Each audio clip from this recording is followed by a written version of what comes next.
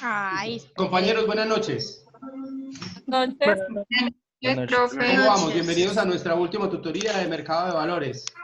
El día de hoy vamos a hacer lo siguiente. Vamos a mirar, primero a revisar un poquito la coyuntura financiera internacional, lo que siempre hacemos. Vamos a mirar los portafolios, vamos a mirar cómo nos fue con esas inversiones. Luego vamos a hacer un pequeño, un muy breve, digamos, resumen de lo que vimos, a los temas a los que nos dedicamos durante este ciclo. Y por último, vamos a pasar a resolver el examen que está preparado para las 7:30, con una duración de 40 minutos. Listo, compañeros. Bueno, entonces vamos a dar inicio. Frente a la coyuntura financiera internacional, muchachos, ¿qué me pueden contar? ¿Qué me van a contar? ¿Qué estudiaron esta semana? ¿Qué leyeron? Por ejemplo, ¿cómo terminó el precio del dólar al cierre del viernes? ¿O cómo terminó hoy?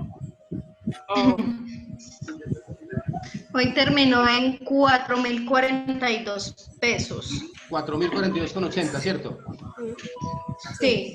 Bueno, ¿y el petróleo cómo quedó hoy? El WTI, que es el que nos rige a nosotros básicamente. Usted bajó mucho, pero no recuerdo. Sí, ¿bajó cuánto? ¿Bajó a cuánto? ¿Mucho es cuánto? No recuerdo. El San Google más rápido ahí, a ver. Ay, hoy. Más rápido. Miren, el petróleo quedó a 23.13, bajó 5.5 de nuevo, ¿sí? Una noticia importante que yo sé que ustedes ya me van a contar. ¿Qué hizo el Banco de la República con la tasa de referencia esta semana, el viernes? Las congeló. ¿Sí? Bajó las ¿Dónde? tasas, profe. En la nevera. Las A ver, congeló. el Banco de la República bajó la tasa de referencia al 3.75. Ya habíamos hablado seguramente en alguna tutoría que cuando el gobierno mueve las tasas, ¿de qué tipo de herramientas estamos hablando para tratar de manejar el tema financiero nacional? Recordemos que por allá, como en la segunda tutoría, veíamos que el gobierno utiliza unas herramientas que son de política fiscal, que tienen que ver con el endeudamiento y el gasto público, unas que son de herramientas de política monetaria, como esta que acaba de tomar, y otras que son de política cambiaria. Recuerden que en algún momento dijimos que el Banco de la República había autorizado la venta de dólares para tratar de contrarrestar un poquito la devaluación del peso. En este momento, digamos, esa medida o esa herramienta que utiliza el gobierno o el Banco de la República al rebajar la tasa de interés, ¿qué clase de herramienta es? Para que las personas compren con las tarjetas. O sea, el hecho, digamos, de rebajar la tasa de interés, ¿a qué invita, digamos, a la economía? Consumir más. A realizar un mayor gasto, ¿cierto que sí? ¿Y para qué queremos generar un mayor gasto, César? Para que la economía no entre en recesión. Se frene. Para tratar de Y reactivarla. para que se genere algún crecimiento. Bueno, también tenemos esta semana una noticia muy importante que seguramente ustedes la vieron. ¿Quién me quiere contar qué pasó con la calificación de riesgo de Colombia? Recuerden que en algún momento vimos el tema de la calificación de las diferentes emisiones de títulos que iban desde AAA hasta CCC, según la calidad, digamos, y según la probabilidad de pérdida que tenían. Y también habíamos hablado del riesgo país, ¿sí? De una calificación que se le da al país que trata de, digamos, de estimar la posibilidad de que un país entre en default o en receso, ¿cierto? En cesación de pagos. ¿Alguien leyó algo sobre eso? ¿Qué pasó con la calificación de Colombia?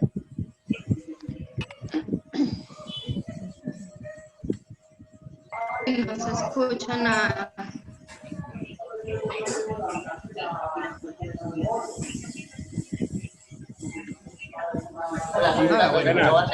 Venga, muchachos, pongámonos de acuerdo. ¿Todos me están escuchando o no?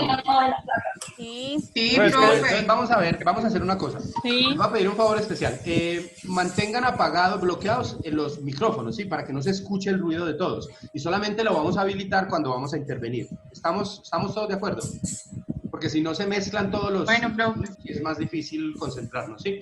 Bueno, ¿qué pasó con esto? Les voy a contar. Resulta que el viernes una calificadora internacional que se llama Standard & Poor's ella revisó la calificación de Colombia y la modificó, no modificó la calificación, pero modificó la perspectiva. ¿Quién recuerda qué es la perspectiva de la calificación?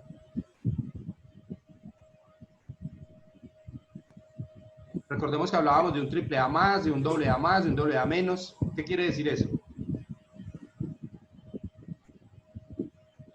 Es como lo que se puede prolongar o lo que se va a prever a futuro con la economía del país. Sí, con la misma calificación como tal, ¿cierto? Entonces resulta que esta calificadora internacional, S&P 500, ellos modificaron la calificación de Colombia. No, perdón, no modificaron la calificación, modificaron la perspectiva.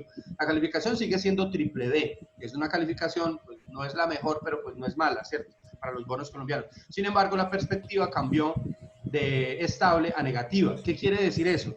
Que le están diciendo al país, mire, como van las cosas en este momento, le sostengo la misma calificación, pero es muy factible que cuando pase, que si la situación financiera internacional continúa de la misma manera, la próxima vez que lo califiquemos va a bajar un punto la calificación, es decir, que bajaríamos a W.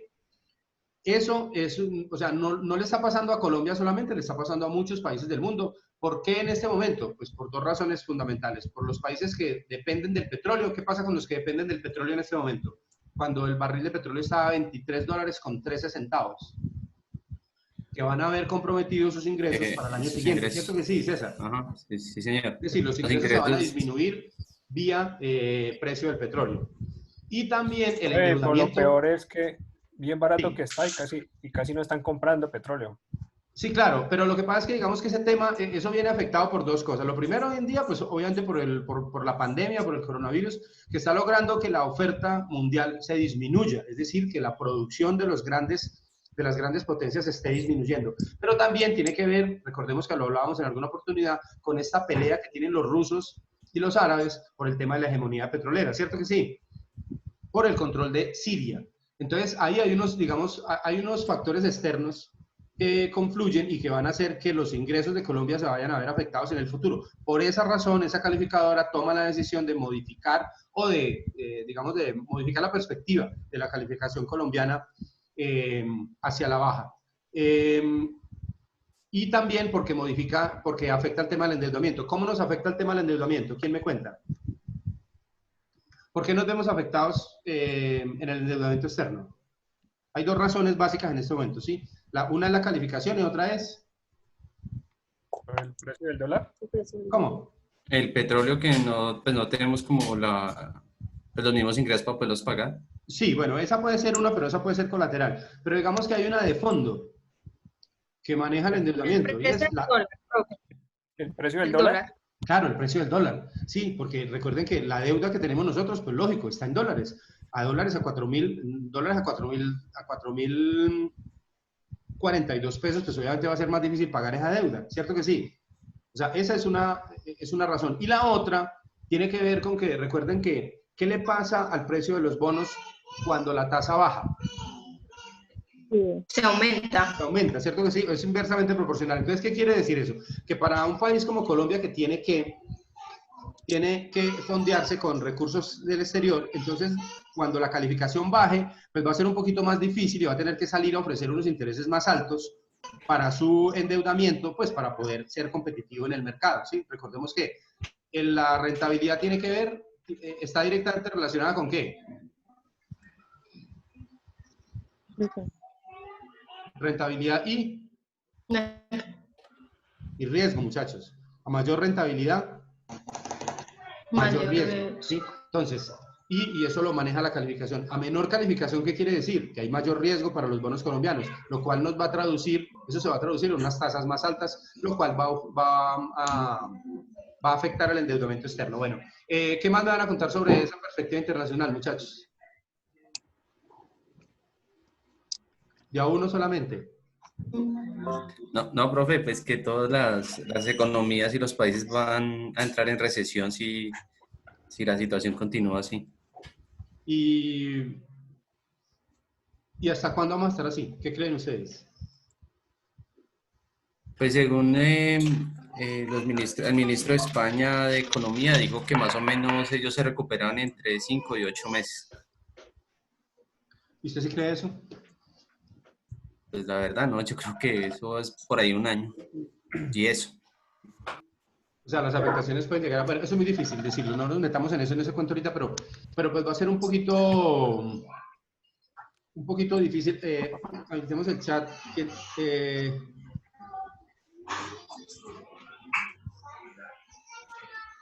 César, ¿sí me está escuchando ahí? ¿Quién más me está diciendo que no me escucha? Sí, profe, no, me tocó salir, volver a ingresar y si lo puedo escuchar.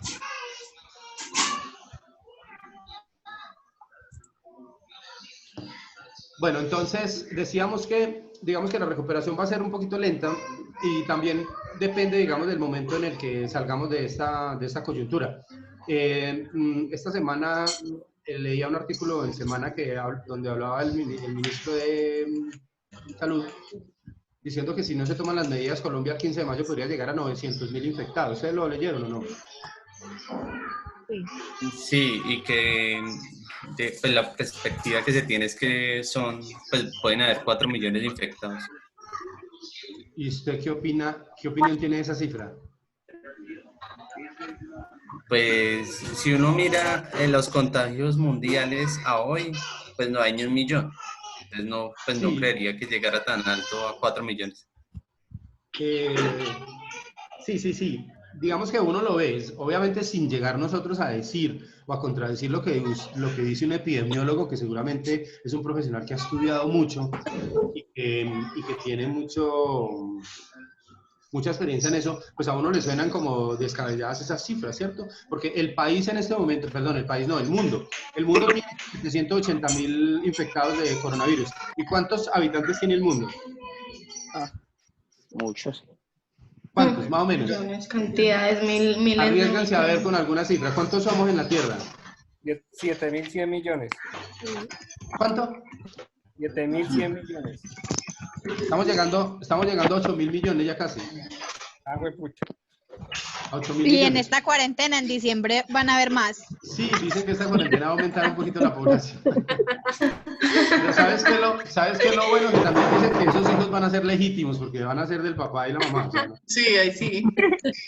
no van a ser del vecino ni nada de eso. Malos que se van a morir. Entonces, bueno, eso digamos que no lo sabemos por ahora y no nos vamos a meter con eso.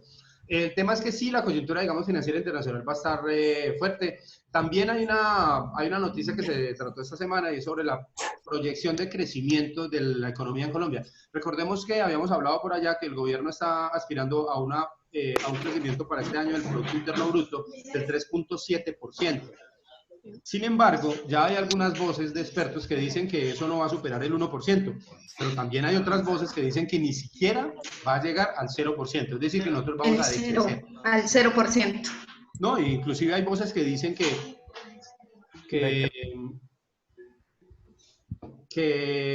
decrecimiento puede estar en el 0.5, ¿cierto? Pues obviamente ustedes saben que esas cifras económicas es difícil predecirlas, pero pues como se ven las cosas de aquí en adelante, es posible que el país ni siquiera crezca. O sea, la afectación económica va a ser muy grande.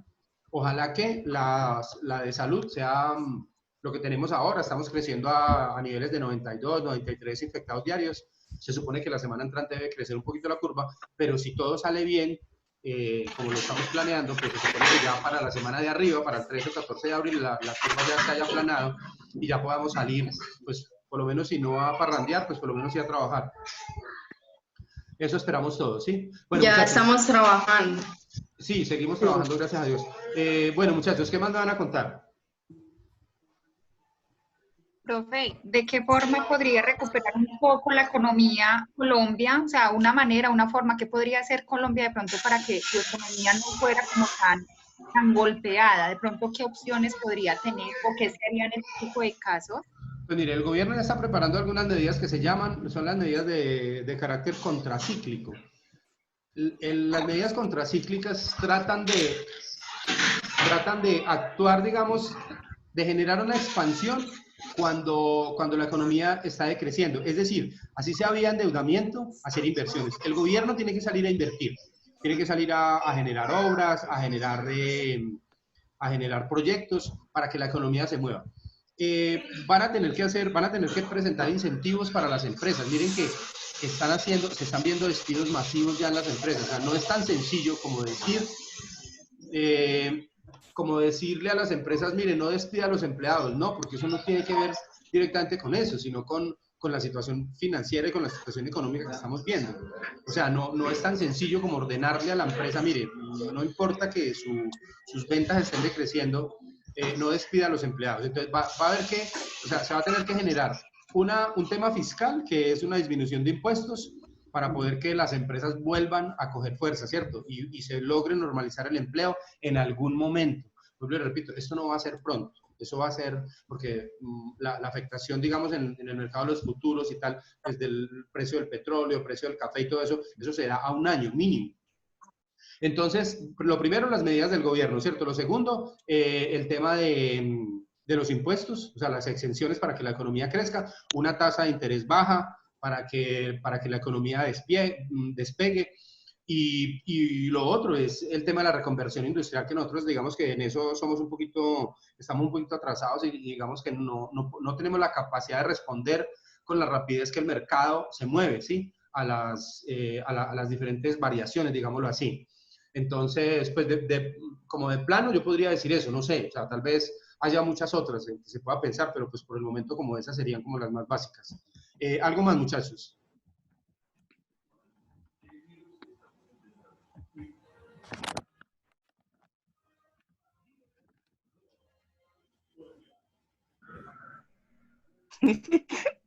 Niños, de a uno. Bueno, muchachos, vamos a pasar entonces al segundo punto, que es, vamos a mirar el cierre de la bolsa de valores y vamos a mirar los portafolios, cómo quedaron. No se asusten, le vamos a dar muchas... Profe, yo le iba a hablar y tenía el micrófono apagado. Ay, qué pena contigo, discúlpame, por favor, te escucho. No, le iba a decir que algunos grandes empresarios han hecho donaciones al país, como por ejemplo Sarmiento Angulo, que dice que donó 80.000 millones de pesos, sí. 80.000 millones de pesos para invertir, por ejemplo, para las personas que necesitan comida, canasta familiar, también para kits de pruebas para el COVID-19, pues han hecho como esas inversiones. Sí, esas donaciones. Sí, hay muchas empresas que se han movido en ese sentido y que inclusive están prometiendo no disminuir la planta laboral. También ustedes vieron que el gobierno, el presidente salió a decir, obviamente a recordarle al sector financiero que hace 20 años el país entero los ayudó, ¿sí? Todo el mundo los tuvo que ayudar con el impuesto, con el famoso 2 por 1000 cuando nació. Y pues hoy en día se espera que ellos también reviertan un poquito, o sea, un sector que el año pasado obtuvo utilidades por más de 8 billones de pesos, entonces yo creo que sería justo que devolviera un poquito de esas utilidades en este momento que la gente lo necesita. Porque el tema no es extender los plazos. Extender los plazos, ¿qué significa? Es pagar más intereses, ¿sí? Porque si a mí me extienden el plazo un mes más, pues simplemente el banco no va a perder, el banco no pierde su capital y simplemente va a obtener un mes más de intereses, pero esa no es la solución. Sí, la solución es realmente generar alivios para las personas, obviamente los que lo necesitan, o sea, esas personas que están sí, afectadas en el ingreso ahora, los independientes, la gente que está en el rebusque, en la calle y tal, y obviamente pues las personas que eventualmente se puedan quedar sin trabajo en esta coyuntura, pero sí es importante que ellos hagan ese ajuste. Muy, muy buen aporte, muchas gracias. ¿Alguien más, muchachos? Bueno, niños, entonces... Bueno, niños, entonces les voy a compartir el cierre de la bolsa del viernes y vamos a mirar los portafolios, ¿listo?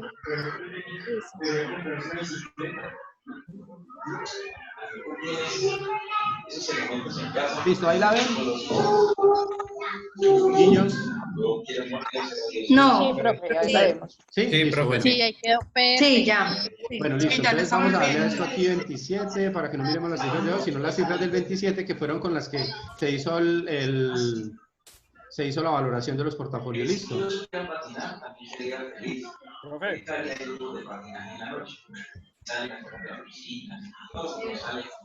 profe, Sí, dígame. profe, los que tengan los micrófonos abiertos, que los cierren. Se escucha mucha bulla de fondo. Niños, por favor, bloqueados los Se escucha micrófonos, mucho solamente audio. los desbloqueamos para el momento en que vayamos a intervenir, ¿sí? Para que no se mezclen Están los viendo sonidos. televisión por allá. Sí, por allá hay alguien viendo como las noticias, sí. Bueno, muchachos, este fue el cierre de la bolsa el día viernes. A pesar de que algunas de las acciones se vienen, digamos, reponiendo un poquito de la gran caída, de todas maneras todavía pues son cifras que no alcanzan a quebrar las curvas. Miren, por ejemplo, por acá la preferencia en Bancolombia repuntan un 2.88. Sin embargo, habíamos arrancado de valores de más de 40.000 pesos el 31 de, ahorita lo vamos a ver en el Excel, el 31 de enero, o sea que la pérdida es grande, va en 27.140. Y de ahí para abajo, miren ustedes cómo todas igual siguen bajando, ¿sí? Ecopetrol, Bancolombia, Grupo Argos, Grupo Sura, ISA, hasta la preferencial Grupo Sura. Por aquí Semargos repunta con un 1.78, pero miren que los repuntes son muy pequeños.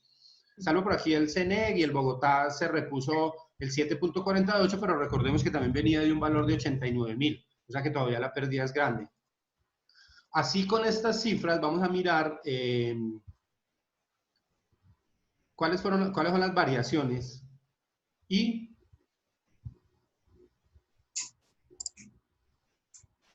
listo, ahí viene el archivo, sí. Sí, señor. Niños, ¿todo lo vemos? Sí, señor. Sí, señor. Sí.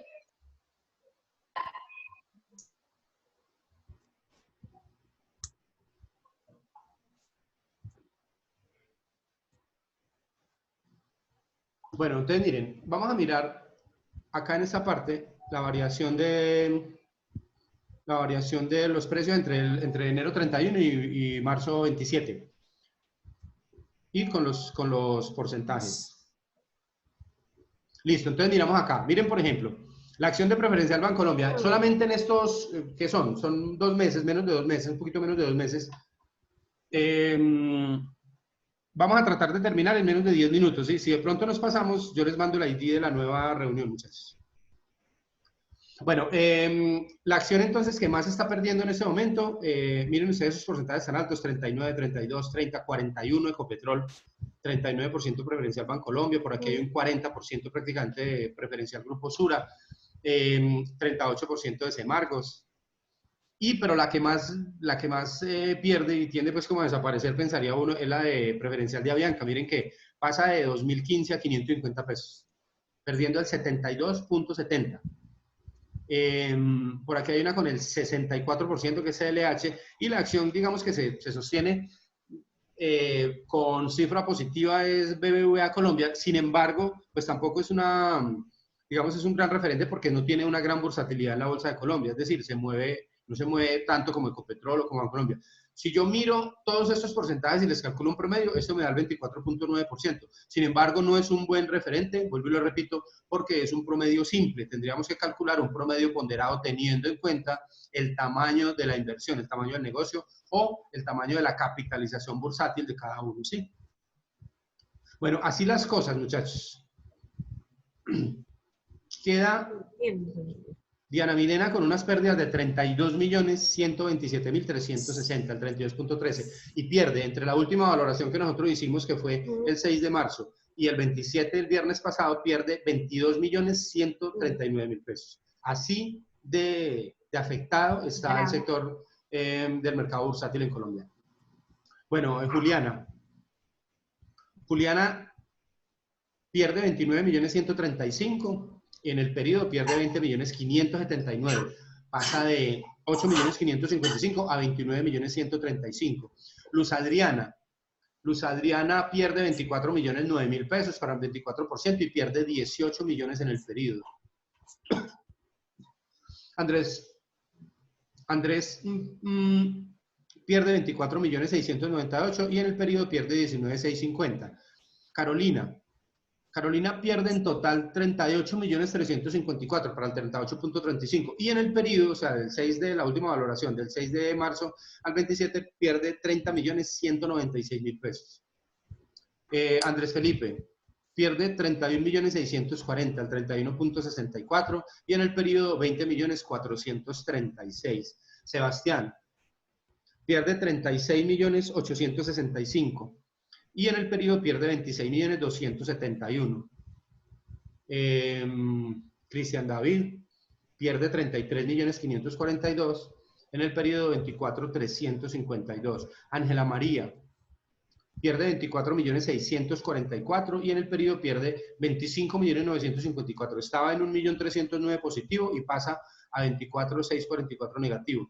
Sandra Viviana tiene la pérdida más alta de todos los portafolios, con dos acciones solamente, la de Ecopetrol y la de Bancolombia.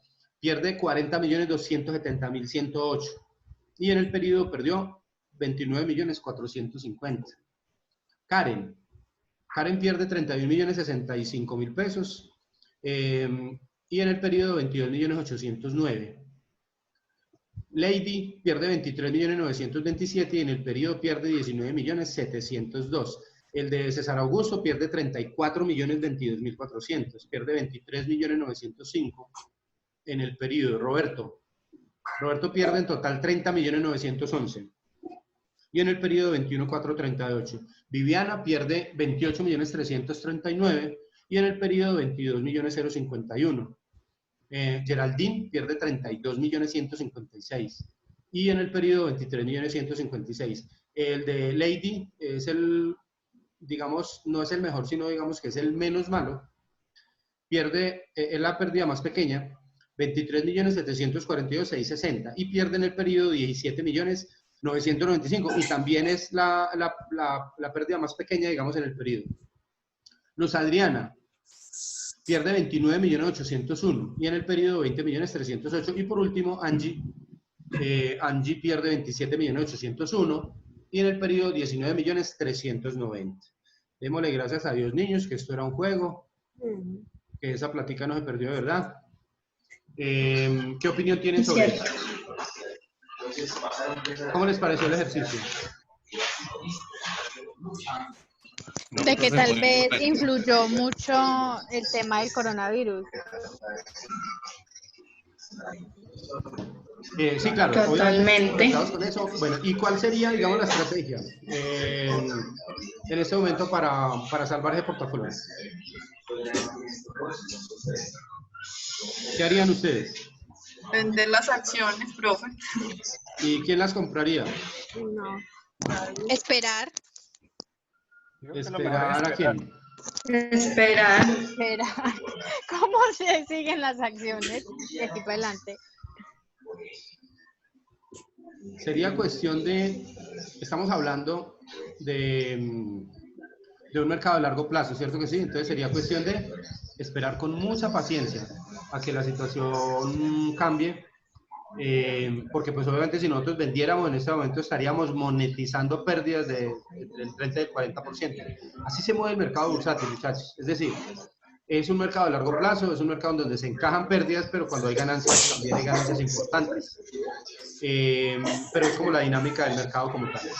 Bueno, muchachos, ¿algo más que quieren aportar o quieren hacer el examen de una vez?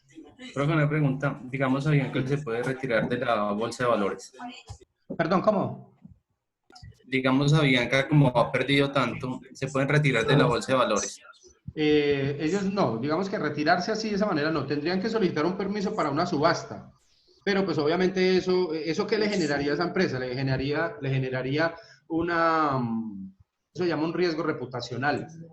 Sería muy difícil que lograran volver a la bolsa de valores y que lograran volver a financiarse por medio del mercado de capitales haciendo una jugada de esas, porque en una subasta los inversionistas van a perder todo el dinero.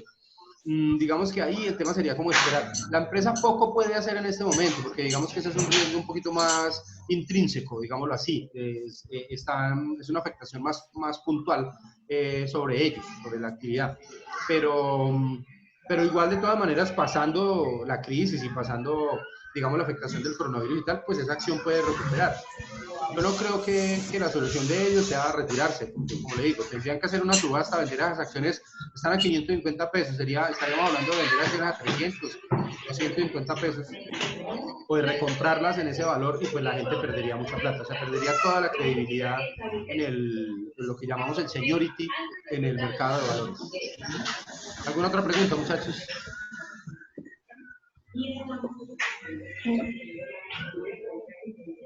Bueno, listo. Entonces, nos quedan 2 minutos 10. Para que no generemos otra reunión, cerremos acá. Bueno, el examen está entonces preparado para las 7:30. A las 7:30 abre. Tienen, igual que el que hicimos la vez pasada, tienen 11 preguntas, tienen 40 minutos para resolverlo, tienen los apuntes, tienen el módulo, tienen todo, mejor dicho, cuidado, se rajan. Entonces, no sé si haya preguntas sobre eso o algo. No, ¿qué temas? Todos, desde el 31 de marzo hasta acá nomás, de enero. O sea, son todos los temas. Ah, bueno. Sí, pero son preguntas muy fáciles. Listo. Así que si ustedes leen bien la pregunta, encuentran la respuesta. Ustedes saben que conmigo todo es fácil. ¿O no? Sí, profe. Sí. Bueno, niños, ¿alguna otra pregunta o nos vamos de una vez para el examen? Una vez, hay que esperar hasta las 7:30. Ah, si quieren se los habilito de una vez. ¿Lo quieren ya? Sí, sí, profe. Sí. Eso me De gusta. una vez, para Esa tener es la tiempito. actitud, muchachos, de una De una vez. vez. Entonces, denme un minuto y ya se los habilito. ¿Listo? Muchachos, por favor, Listo, profe. Muchas recuerden que estamos entrando en el segundo periodo de incubación del coronavirus. Tenemos que ser muy juiciosos con las medidas. Dios los bendiga y espero volverlos a ver pronto. ¿Listo? Listo, profe, bendiciones. Chao. Profe. Amén, muchas gracias. A ustedes, Chao, niños, muchas profe. gracias. Perdonen todo lo malo. Dios los bendiga. Amén.